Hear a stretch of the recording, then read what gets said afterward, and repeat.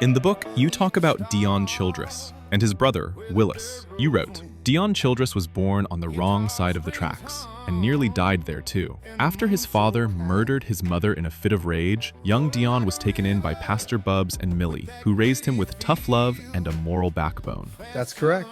You wrote that you saw something special in Deon, that you secretly funded his education, high school, college, even an Ivy League law degree.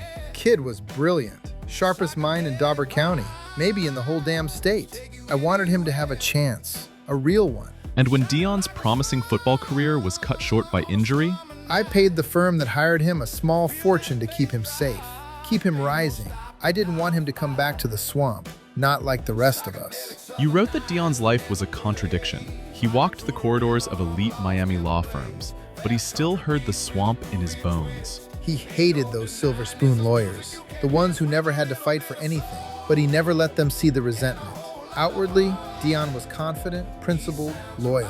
Inwardly, he carried two debts. One to you and one to Pastor Bubbs. He wanted to do right by both of us, and that got him killed. You wrote that Warden Kinder had him murdered while he was representing Kenny Gregory in prison. That's all true. Willis got his revenge. We'll get to him. Johnny, do you feel any guilt for what happened to Deon? I mean, if he wasn't in your life, he wouldn't have been around these people, these dangers. I don't mean to put you on the spot. No, it's okay. It's a fair question. I helped him. I gave him opportunities nobody else would have. He became a damn good man. But yes, if Deon had taken normal clients, if he stuck to real estate law or injury cases, he'd probably be alive. He went into that prison because he believed in justice. He believed in Kenny. He believed in doing the right thing. I think we've covered Deon pretty thoroughly. And in your book, you wrote about his brother Willis. Willis Childress grew up in the same violent household as Deon. But where Deon found salvation in church and academics, Willis was already on his way to juvenile detention.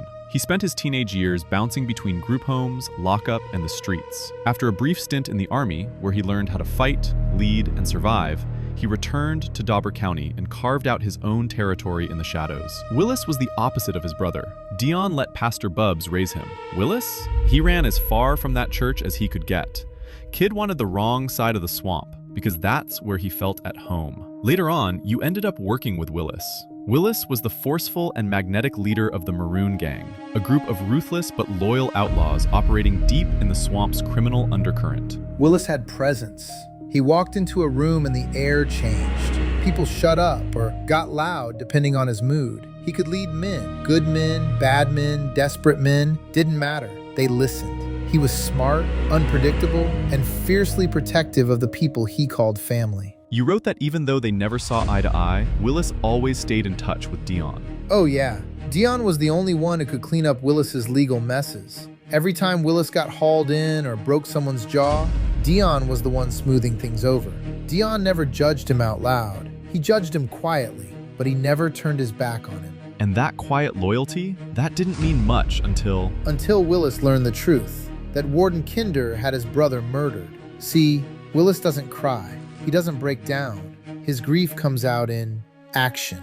So what happened? I recruited Willis to help me take down Warden Kinder and the guards who orchestrated Deon's death.